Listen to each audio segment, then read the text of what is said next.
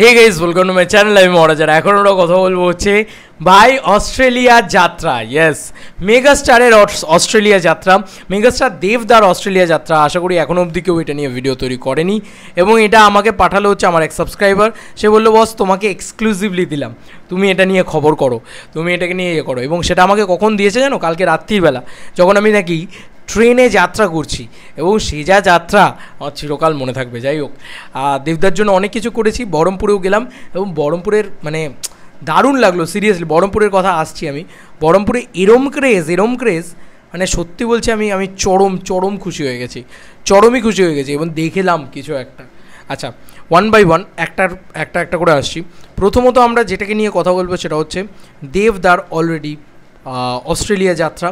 সেটা কিন্তু অফিসিয়ালি আমি তোমাদেরকে এক্ষুনি দেখিয়ে দিচ্ছি। ওয়েট, এটা কিন্তু একটা দারুণ খবর অ্যাকচুয়ালিতে পর আসছে। তার আগে এটা আর একটা কী খবর এসছে, ওয়েট, ওয়ান বাই ওয়ান প্রচুর খবর এসছে।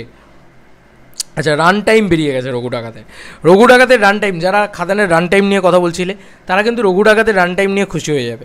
কারণ খাদান ছিল 2 ঘন্টা 11 মিনিটের ছবি খুব সম্ভবত, আর রঘু ডাকাত কিন্তু হয়ে দাঁড়ালো হচ্ছে 152 মিনিটের ছবি, যেটা 2 ঘন্টা 32 মিনিটের থিয়েট্রিক্যাল টাইম, এবং 26শে সেপ্টেম্বর রিলিজ। দেবদাকে রিকোয়েস্ট করবো, দেবদা যদি সম্ভব হয় ছবিটা 25 তারিখে রিলিজ করো, আর 25 তারিখ রাত্রি 1:30টার সময় রিলিজ করো। বাকি সিনেমাগুলোর ধাজিয়া উড়ে যাবে পুরো, আমি এটুকু গ্যারান্টি বলছি। কারণ আগে যদি রিলিজ হয়ে যায়, রঘু ডাকাতি পুরো মার্কেট গ্র্যাব করতে থাকবে। তো এটা একটা দারুণ বিষয়, এটা একটা দিক গেল।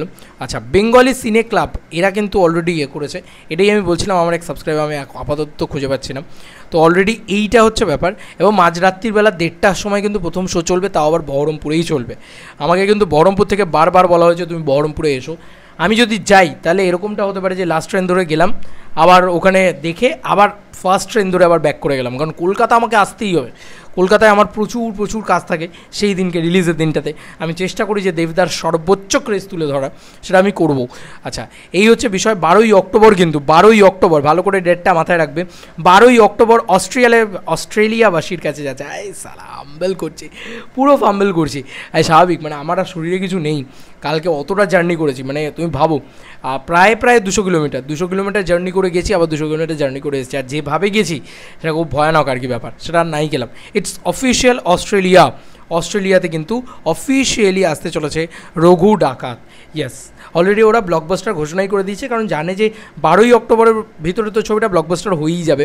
দেবদা তো আর এখন ফ্লপ তো ছেড়ে দাও, হিটও দেয় না। দেবদা তো এখন শুধুই সুপারহিট, ব্লকবাস্টার ইত্যাদি দেয়। তো এটা আমরা জানতে পেরে গেলাম যে 12ই অক্টোবর কিন্তু এটা আসছে। আর কি আপডেটস আছে দেখি। ওয়েট, তারপরে তো তোমাদের বহরমপুরের কথা বলছি।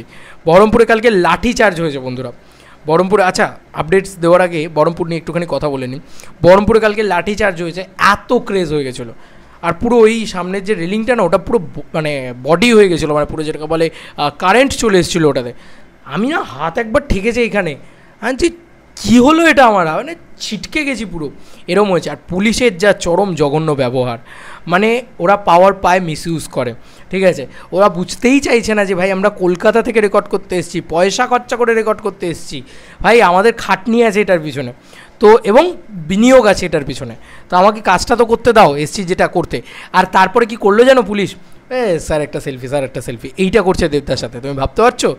আর আমরা কাজ করতে গিয়ে একদিনের ছবি চাই না। ব্যাপারটা হচ্ছে এটা আমার দেখে খুব অবাক লাগলো। আমি বললাম, আরে আপনি আমাদেরকে হাঁটাচ্ছেন, কাজ করতে এসেছি, আর আপনারা সেলফি করে সামনে যাচ্ছেন, হাসছে তখন, ঠিক আছে। এই হচ্ছে অবস্থা।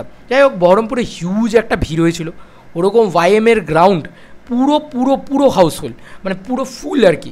এবং সেটা আমি সকাল থেকে দেখতে পাচ্ছিলাম, বৃষ্টি মাথায় নিয়ে যেভাবে মানুষজন দাঁড়িয়েছিলেন, এবং তারা ওই পুরো, হয় না ওইটাকে কি বলে, ওই পুরো ত্রিপল মাথায় ছিল, ওটাকে কুচো করে ছিঁড়ে ফেললেন চোখের সামনে। ওটা হচ্ছে উন্মাদনা, ওটা হচ্ছে ক্রেজ। আমি না করে দেখছি, কতজন আমার সাথে ছবি তুললেন, আমি না মানে আপ্লুত হয়ে গেছি। বহরমপুরে প্রথমবার গেলাম, এত ভালোবাসা দেবদার প্রতি বহরমপুরবাসীর, ভীষণই ভালো লেগেছে, সত্যি কথা বলছি, ভীষণ ভালো লেগেছে। তো যাই হোক, আমার খুব ভালো লাগলো। এবং বহরমপুরে হিউজ, মানে বাইরের যে বাসটা বেরোচ্ছে তখন দেখবে, মানে গ্রাউন্ড থেকে বাস বেরোতে পারছে না, এরম ক্রেজ। তো অলরেডি মারাত্মক লেভেলের অলরেডি জিনিসপত্র হয়েছে।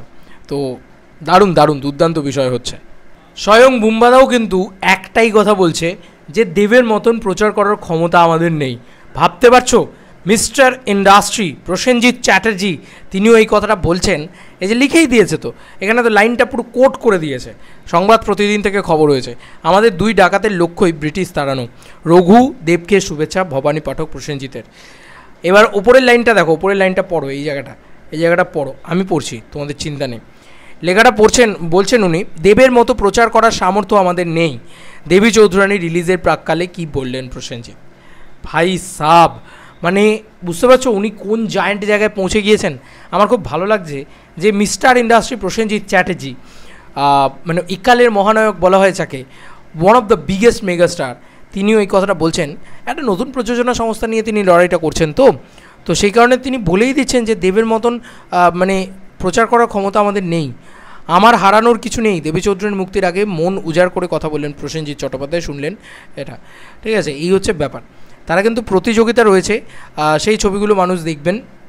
আমি চাইব সবগুলো ছবি ব্যবসা করুক। বাংলা সিনেমার মধ্যে এমন বিরোধিতা আসা উচিত নয় যে আমি দেখিয়ে দেব ব্যাপারটা চলে আসে। সিনেমাটা কেউ দেখাতে পারে না, তাহলে অঙ্ক কি কঠিন, মানুষ দেখতো না। একটা সময় অবধি হয়তো দেখানো যায়, তারপর দর্শক।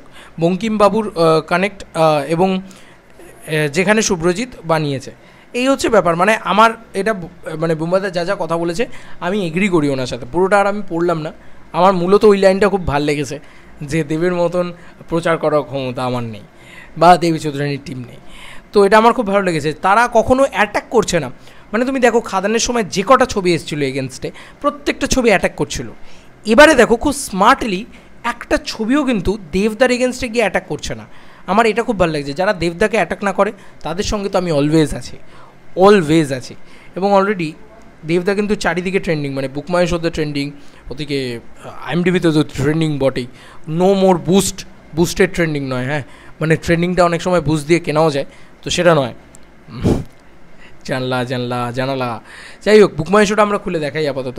রঘু ডাকাতের কী ইন্টারেস্টেড, কী অবস্থা এখন, তো এটা আমরা ফাইনালি দেখিয়ে এই ভিডিওটাকে শেষ করবো। রঘু ডাকাত কিন্তু এখনও টপেই রয়েছে, 1 নম্বরেই কিন্তু রঘু ডাকাত রয়েছে বুক মাই শো ইন্টারেস্টেডে। আমি তোমাদেরকে দেখিয়ে দিচ্ছি, ওয়েট। অলরেডি আমি বলেছিলাম যে হু করে বাড়বে ইন্টারেস্টেডটা, অলরেডি 13,600 ইন্টারেস্টেড হয়ে গেছে। দেখতেই পাচ্ছ তোমরা যে এই অবস্থা রঘু ডাকাতের এখন। এটা 1 নম্বরেই রয়েছে, 2 নম্বরে রক্তবীজ রয়েছে 9,800, ব্যবধান কমে আসছে, এটা হচ্ছে একটা ব্যাপার। এবং দেবী চৌধুরানী কিন্তু রয়েছে 3 নম্বরে, এটা মানে 8,500 হয়ে রয়েছে। এবং যতকাণ্ড কলকাতাতে রয়েছে 3,700-তে। এই সিনেমাটা চলবে না, আমার মন বলছে এই যতকাণ্ড কলকাতাতে চলবে না, বাকি 3টে সিনেমার হাড্ডাহাড্ডি লড়াই হবে। মেন লড়াই হবে রঘু ডাকাত ভার্সেস রক্তবীজ 2, সাংঘাতিক লড়াই হবে, দেখে নিও। ম্যাক্সিমাম শোজ রঘু ডাকাত নিতে চলেছে, আর তার পরবর্তীতে রক্তবীজ থাকবে, আর বাকি দুটো ছবি কিন্তু যতকাণ্ড কলকাতাতে কোনো শোই পাবে না হয়তো, সেভাবে দেখবে 10টা 20টা 30টা এরকম শো পেয়েছে, আর দেবী চৌধুরানী তার থেকে একটু বেশি শো পাবে হয়তো। তবে রক্তবীজ সাংঘাতিক জিনিসপত্র করবে, ওরা মানে ছাড় ছোড়নেওয়ালা লড়কা না, মানে পাত্র নয় আর কি, লড়কা কি লড়কি জানি না, বাট ওরা ছাড়বে না, এত সহজে ছাড়বে না, এটা আমার মনে হচ্ছে। এবং লড়াইটা তো হাড্ডাহাড্ডি হবে, দেখা যাক না কে জেতে, কারণ শত্রুকে হালকায় নিলে হবে না, পরিষ্কার কথা। তোমাদের কার কি মতামত ভিডিওটাকে নিয়ে জানিও কমেন্ট সেকশনে। চলো বন্ধুরা, নতুন কোনো ভিডিওতে দেখা হবে, ভাই।